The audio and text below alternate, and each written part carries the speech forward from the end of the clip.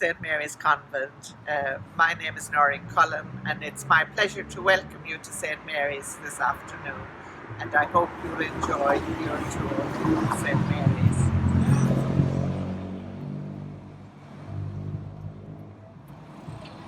As we enter here, you'll see this wonderful building designed by Augustus Pugin. St. Mary's Birmingham was Catherine's last foundation before she died, and her second in England. She had already founded the convent in Bermondsey. So take time to admire this wonderful Pugin building. Augustus Pugin at the same time had also designed St. Chad's Cathedral, which is 1 mile from here, and was open about 3 months before St. Mary's was open. So I'm going to tell you now a little bit about the history of this house and how the sisters came here and why they came. So I invite you now to look at the White House across the road, because that house, which is now the presbytery for St. Francis's Church, belonged to John Hardman. We call him John Hardman Senior because he had a son called John Hardman as well, so just to distinguish. Now, John Hardman was a businessman, and he was a wealthy Catholic businessman, and they came here from Preston.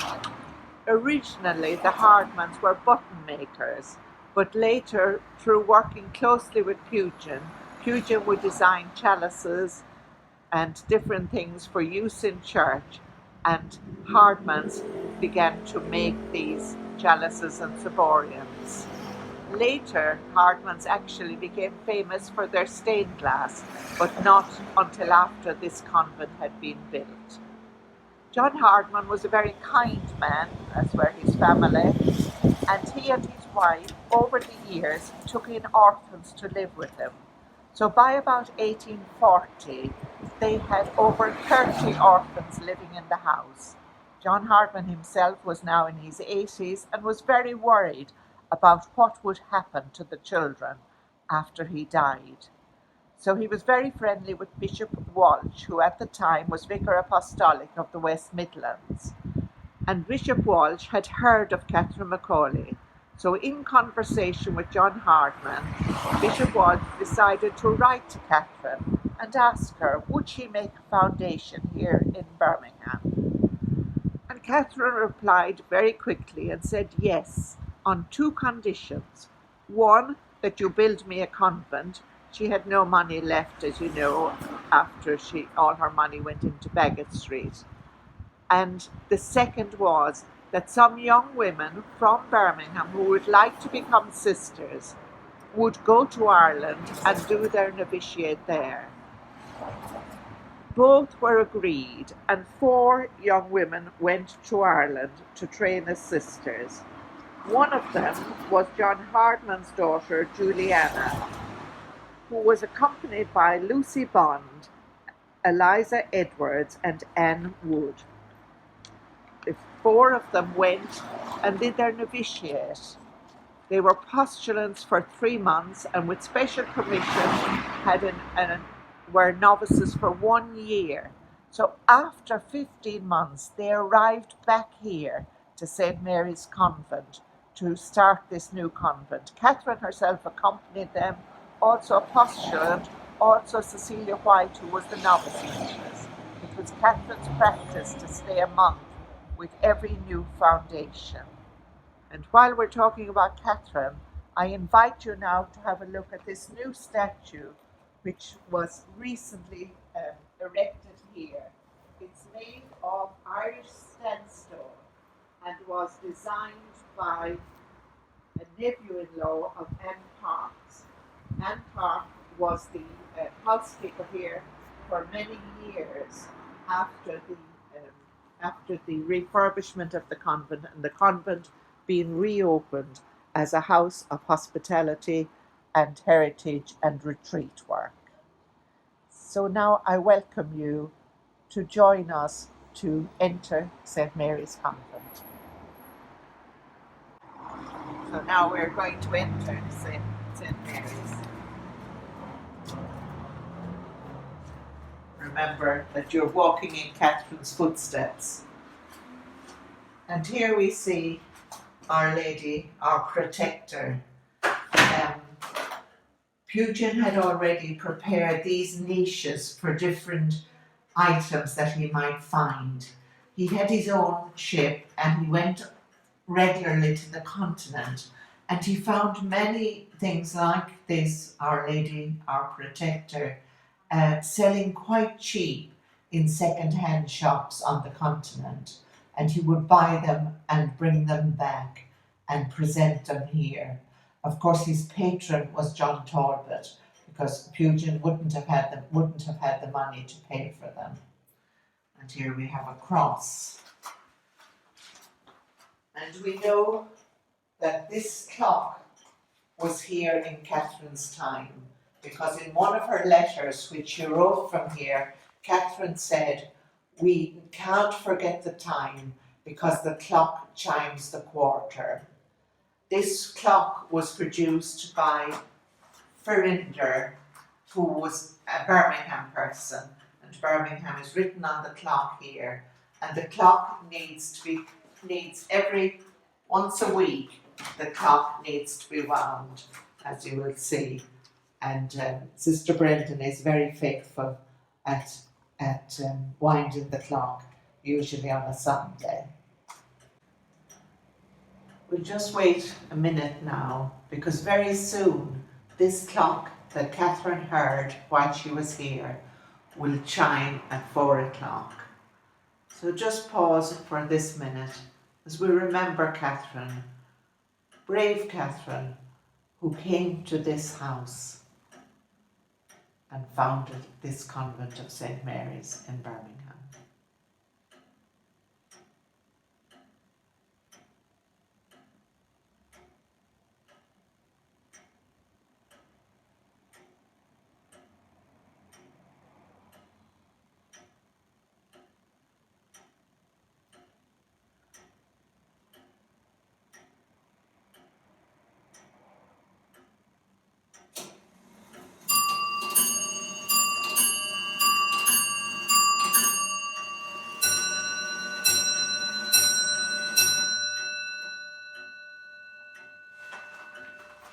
And now, having heard the clock chime, it gives me great pleasure to hand you over to Mrs. Jenny Smith, who's our archivist. And Jenny will take you along the cloister and explain the next part of the tour. My name's Jenny Smith and I'm archivist here at St Mary's Convent, and I'm going to take you for a walk down the original cloisters of the convent.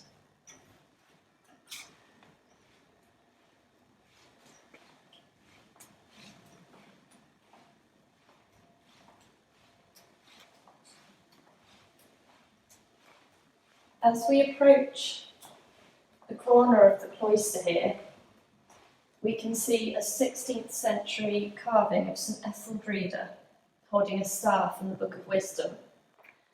St Etheldreda was here as this convent was originally dedicated to St Etheldreda. And when Catherine Macaulay died in November 1841, this convent at Handsworth was placed under the protection of Our Blessed Lady, and it was called St Mary's.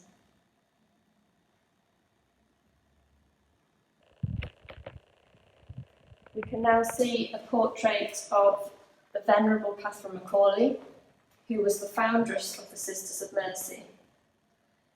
She was an amazingly compassionate and practical woman who found a way to use a large inheritance to help initially the poor of Dublin, and then her work spread throughout Ireland, England and further afield. Catherine lived in this house for around 6 weeks to help the fledgling community before leaving for Dublin. She was actually very poorly whilst here, although she hid it as much as she could. And she died at Baggot Street on the 11th of November 1841. The portrait we see of Catherine was painted by Gertrude Hardenberg, It wasn't actually taken of Catherine herself, as she never sat for a portrait, and this is in fact a picture of a sister who was supposed to have looked like Catherine. Following on from the portrait of Catherine, we have a series of 3 late 15th century Flemish oak carvings along this cloister. And this one depicts the Annunciation.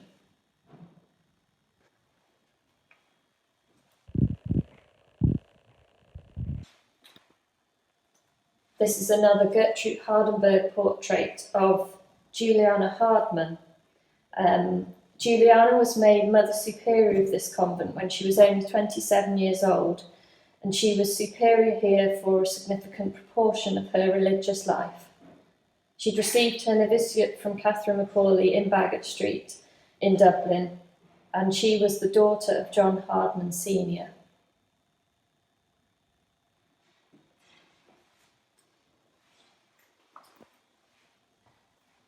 The second of the Flemish oak carvings, this shows the Adoration of the Magi. We believe these carvings were gifted to the convent by Pugin, who picked them up during his travels in Europe and had them placed in these niches, which were specially designed.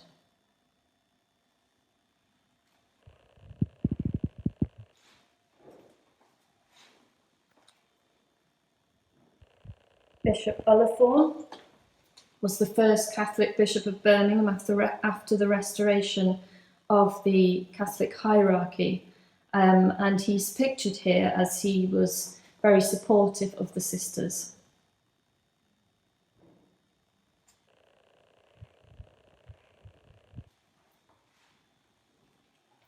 This is the final Flemish oak carving in our series here, which shows the crucifixion.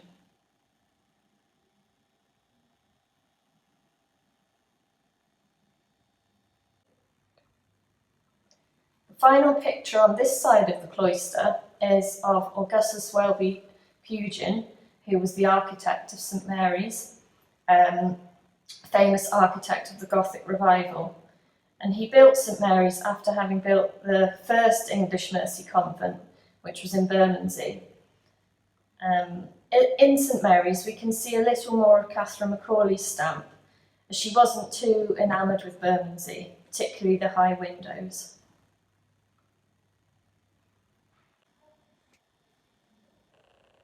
St John Henry Newman is pictured here. We know from our convent annals that he visited the sisters here at St Mary's in 1879 in order to thank them for a gift they'd made him when he was made cardinal. He greeted all the sisters and spoke to them in the chapel. And we know from the convent archives that he corresponded with the sisters. We have a handful of letters from him. So it just shows that Catholic connection in Birmingham in the mid-19th century.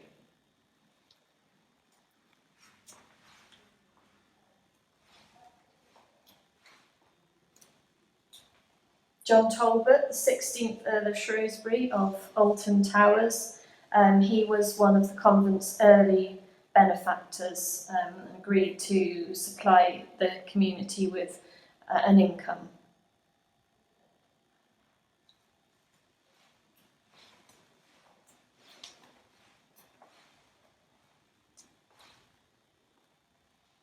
John Hardman Senior, who was the first benefactor of St Mary's and was instrumental in the fact that St Mary's was built and that the Sisters of Mercy came here. He gave the land and much of the early funding for the convent. And he is the father of Juliana Hardman, the first Mother Superior here.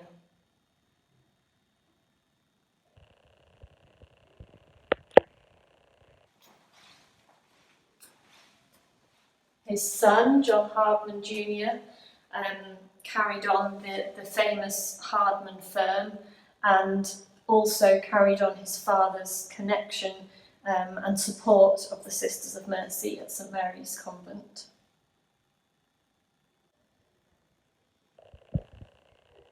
I'll now take you down into the stepped cloister.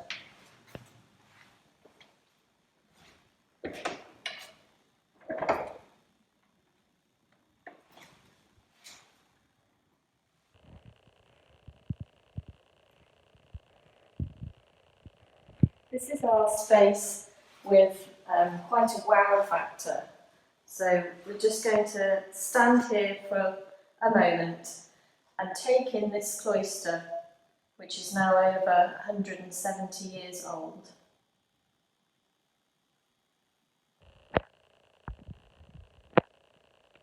This and the cloisters originally joining it were known as the garden cloisters. They were built in 1846 to provide a covered way for the sisters to get from the convent to the House of Mercy that was situated behind here. These cloisters were a gift from Barbara Hardman, who was the widow of John Hardman Sr. and who had come to live in the convent. They were extended across the convent grounds after the new convent church was built.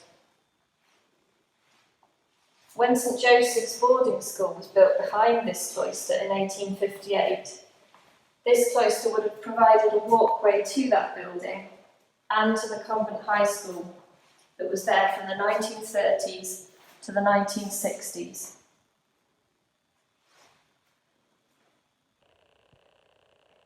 This space is now used for archival displays which show the heritage of the Sisters of Mercy across Great Britain.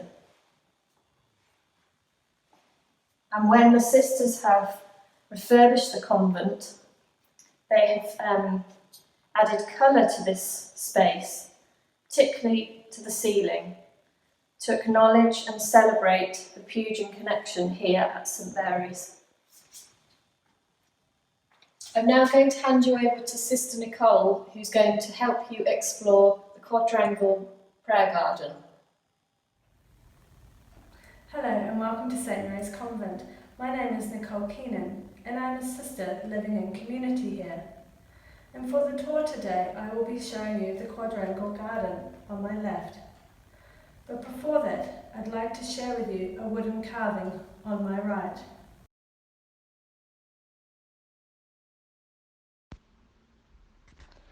This wooden carving depicts Saint Anne, and sitting on her lap is Mary, and sitting on Mary's lap is the Christ child. This carving originates from Belgium around the mid-16th century.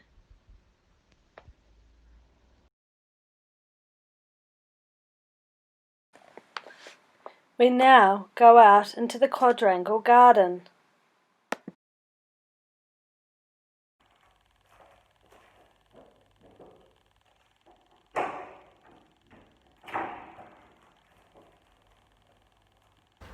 As we sit in this prayer peace garden, we can see from original sketches it was intended to be a graveyard. But this was moved to the rear of the building very early on.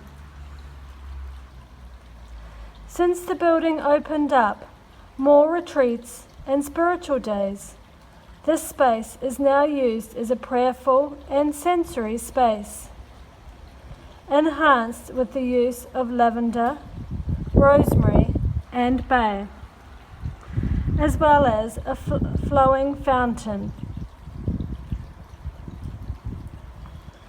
We can see the original Pugin brickwork with inlaid crosses. We also have here a beautiful sculpture that was specially commissioned for our reopening in March 2005 by the sculptor Philip Jackson. He decided to depict both Mother Catherine Macaulay and Mother Juliana Hardman sitting together here in the garden. Philip Jackson wanted to portray that while Juliana was reading to Catherine, Catherine was thinking, "I'll put Juliana in charge here." Juliana lived here at St. Mary's for 42 years until her death, and was in charge for 35 years. Juliana's mother Lydia was a Waring, and I am a descendant of the Warings on my mother's side, approximately 5 generations ago. Sisters and visitors alike may take time to sit here and ponder on what words of wisdom Catherine might be imparting to Juliana, and what questions Juliana needed to ask this wise woman before she left her. I will now do a 360-degree panorama view of this special garden.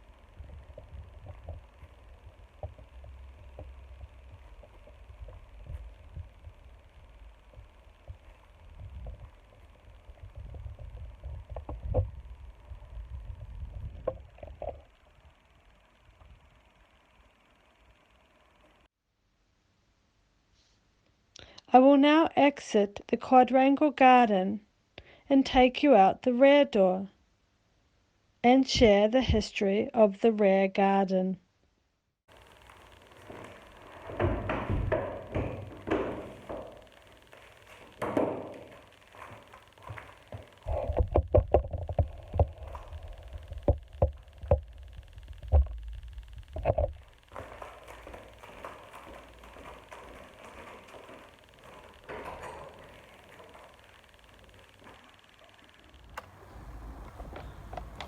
Exiting to the rear of the convent, you can see on your left the exterior of the stepped or garden cloister, built in 1846, to provide a covered walkway for the sisters from the main convent to the House of Mercy. This was a gift from Mrs. Barbara Hardman, John Hardman's third wife and widow, who had come to live in the convent in her old age. In 1858, St. Joseph's Boarding School was built adjoining the House of Mercy at the end of the stepped cloister. In 1884, this was discontinued and the building became St. Joseph's Home, which was part of the work of the Diocesan Rescue Society. This saw the sisters caring for children from infant age to young adulthood. These were girls who would otherwise have been in the workhouse or in orphanages. These children were moved to a Coal Hill site in 1931 under the Father Hudson Homes. And in 1932, this building became St. Mary's Convent High School. The school was discontinued and demolished in the late 1960s. The House of Mercy was situated behind the now destroyed cloister at the bottom of the garden, built in 1844. Part of this was allocated to orphans, the remainder being provided for the care of vulnerable girls and young women. The House of Mercy concept was a long-standing element of Catherine Macaulay's commitment to direct intervention against misfortune and was based on her own observations of contemporary life in Dublin from the 1820s onwards. The sisters would take in vulnerable young women, often out-of-work servants, and train them in domestic skills, for example, laundry, and then help them to find situations of employment, often in domestic service. The House of Mercy ran until 1942, when it was badly damaged by bombing.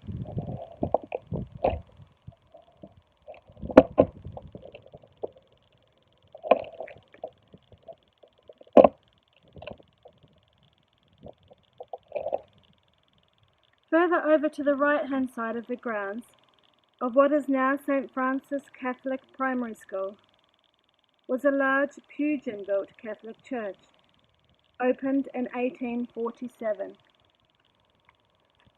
This served the growing Catholic population in the area, drawn both from affluent Handsworth and the poor areas clustered to the south around the Hockley Brook. St. Mary's Church served the growing congregation until 1894, when the present St. Francis of Assisi Church opened on the opposite side of Hunters Road.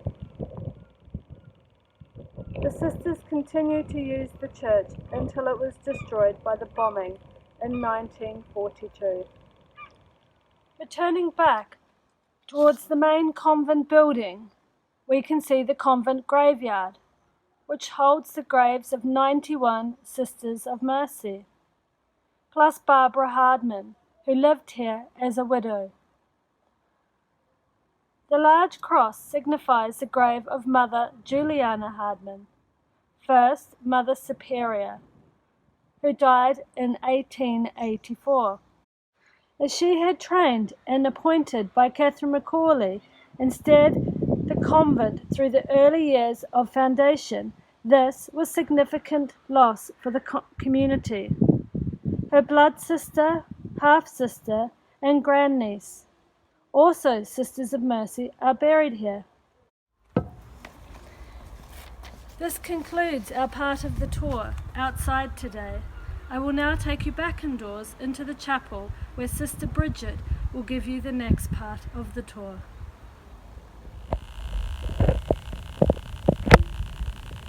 We now come to the chapel, which is at the heart of the convent and the community. We know that Catherine prayed in this chapel, and we also know that she was very impressed by Pugin's design, and she wrote to Mary Frances Ward while she was still here that the blue and gold with the word mercy is in every type and character across the roof. And anybody coming in here, even for a very short time, will have a sense of peace and holiness and serenity. And I think it's probably because so many sisters over nearly 200 years have prayed in this place. Pugin's idea was that the chapel would be approached by a series of arches. And if we look, we can see that the arch comes from the front door right through and is here and then finishes on the big arch at the back, which was originally the back of the chapel.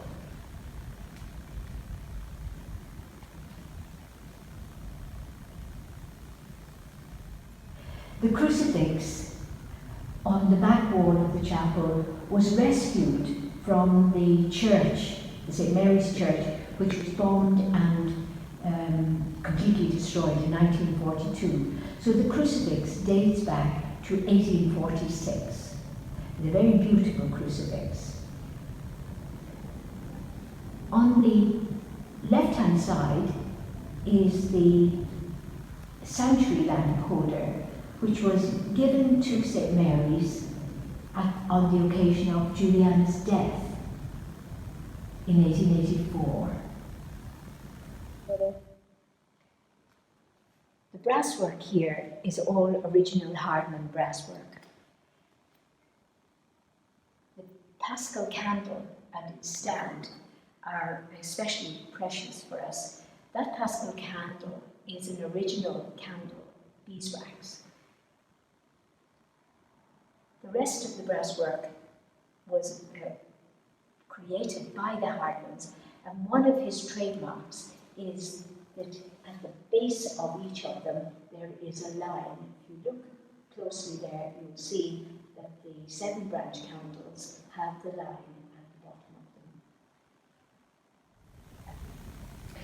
The stained glass in the chapel is Hardman glass, but it is all post-World War II. The first one shows Our Lady and the Angel. And if we look closely enough, we'll find the Hardman logo there. The second one is Our Lady meeting Saint Elizabeth. It's a very beautiful one, and Zachariah has his arm around Elizabeth, protecting her.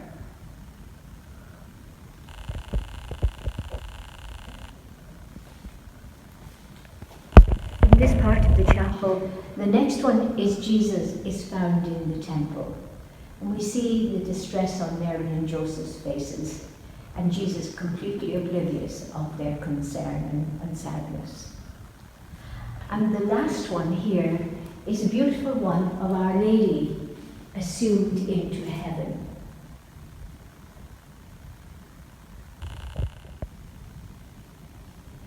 I want to draw your attention to the frieze that runs along the top of the wall of the chapel. It's one of Catherine's very famous sayings. She says, "We have one solid comfort amidst this little tripping about. Our hearts can always be in the same place, centered in God, for whom alone we go forward or stay back." She wrote that in 1840, and she was referring, of course, to all the travels that she had had to undertake, both in the convents in Ireland and then over here in England.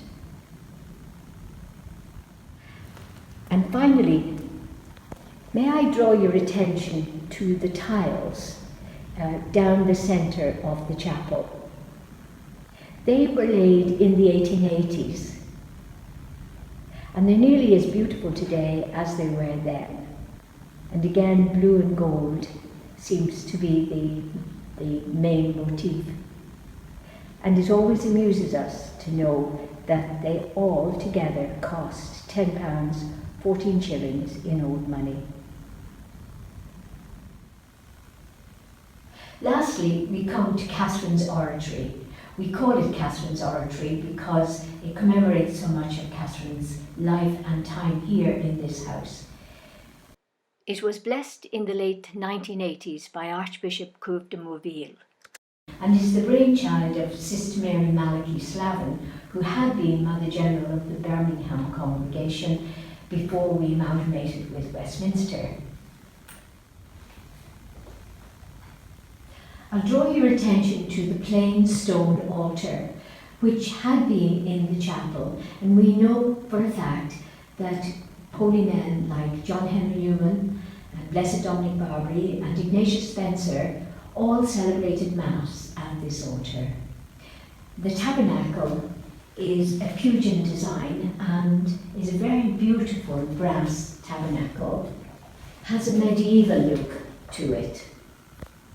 And the tiles are again original Minton tiles.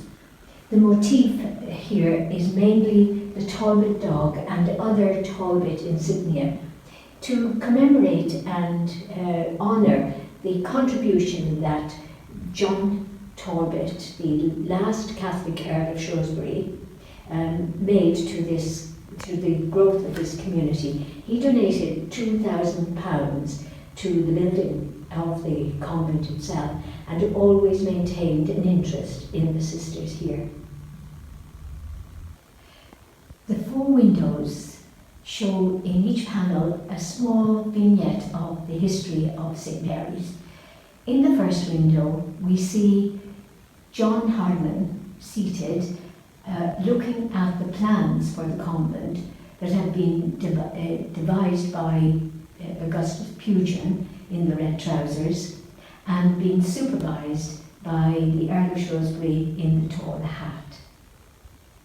The second picture shows us Bishop Walsh, who was the Bishop of the West Midland District at the time, checking the progress of the convent with John Myers, the builder, who was always employed by Pugin in any of the buildings that he was involved in. The third picture shows Cardinal Wiseman, who travelled from London to welcome the sisters when they arrived in Birmingham.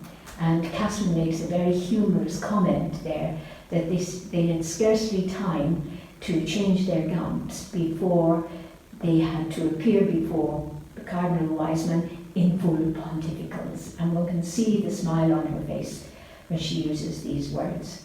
And in the last picture, we see the work that the sisters began immediately. It was visiting the sick poor and teaching the poor children. And in the background, you can see the tenements and the children playing in the streets. I'll now give you a panoramic view of the small oratory.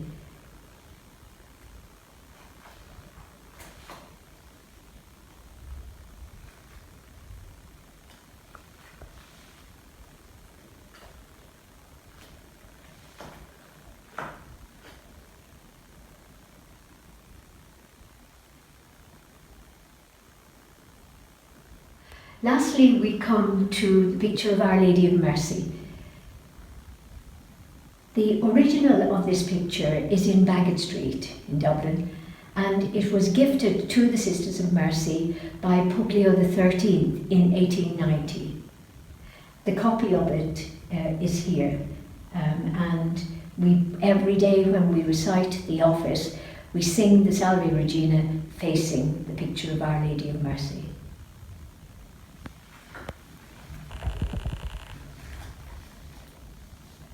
I'll now take you up to Catherine's bedroom, or cell, as it would have been known in her day.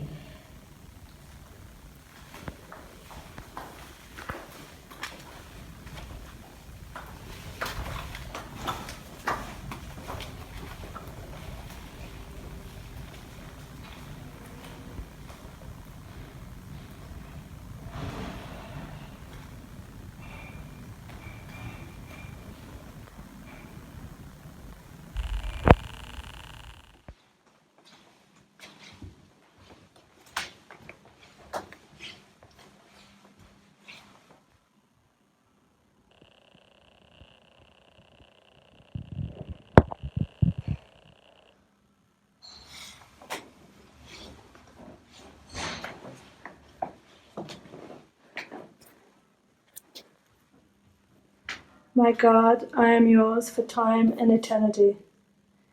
Teach me to cast myself entirely into the arms of your loving providence, with the most lively, unlimited confidence in your compassionate, tender pity.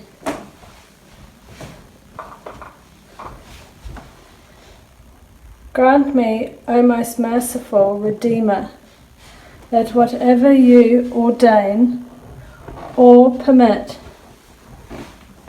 may be acceptable to me. Take from my heart all painful anxiety.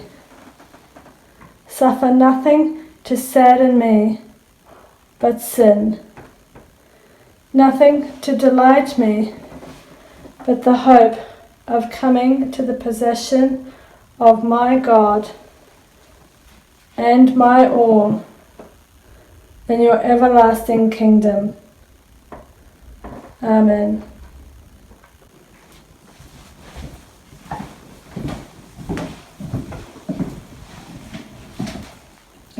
This is the little cell that Catherine occupied during the weeks that she spent in St. Mary's.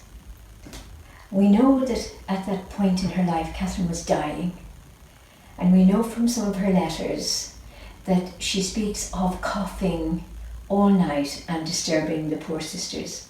So we can imagine her lying in this simple bed. There was nothing comfortable about the sisters' cells. And she did ask Pugin, when he was designing the building, to keep the cells small and the public rooms large. So in her cell, as in every sister's cell at that time, there was the simple bed, a stool, and a small bureau. Everybody had a candle, and when the sister had finished washing in the bowl, she brought the water up with her, she would blow out the candle and put it on a little shelf here, where it stayed all night, and she closed her door. And once that candle was blown out at night, it wasn't lit again until 5 o'clock the next morning, when the sisters got up.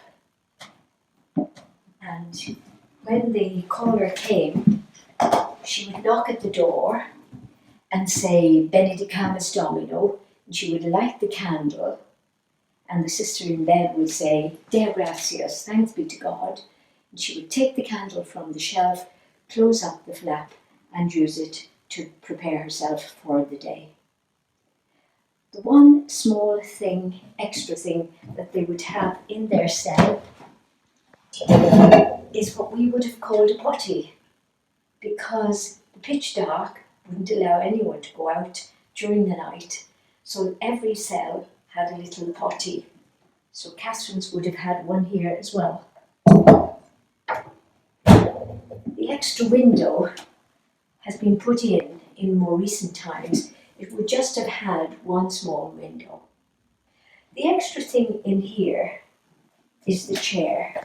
It wouldn't have been in her cell, it was probably downstairs, and we call it Catherine's chair, and we ask people not to sit in it because it's fragile and precious. It was designed by Pugin, it was in the house when she came here, and while she was here, Catherine wrote at least 6 letters that we have. She may have written more, but we have 6 letters, or copies of the 6 letters that she wrote.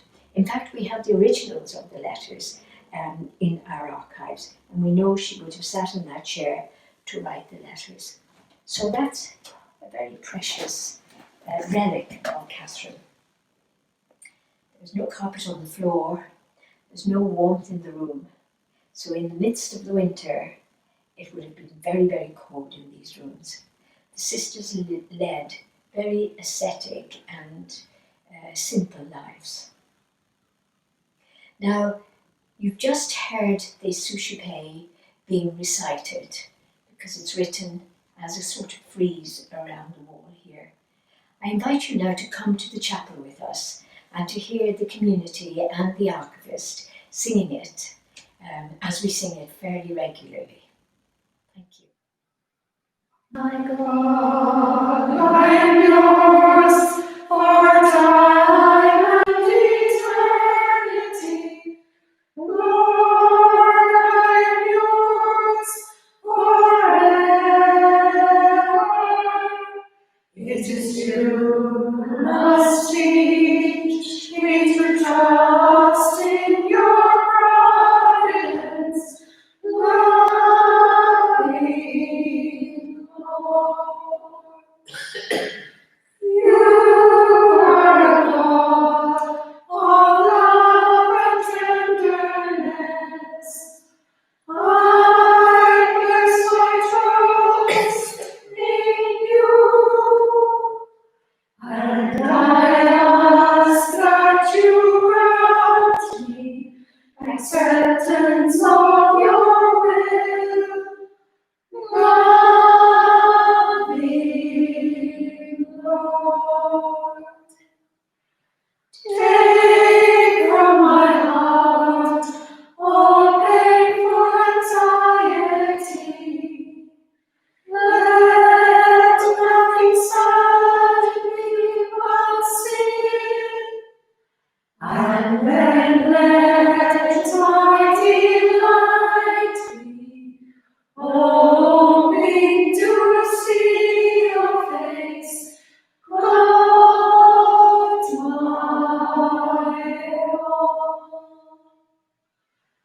My God, I am yours for time and eternity. Lord, I am yours forever. It is you who must teach me to trust in your providence. Loving Lord.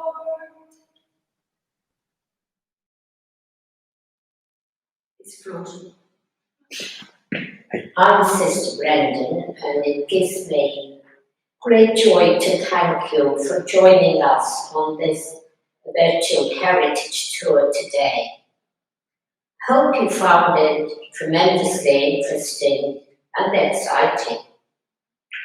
Usually at this time, we take you to the dining room where you are given a good cup of tea or coffee and cake, but sadly, we're unable to do that today.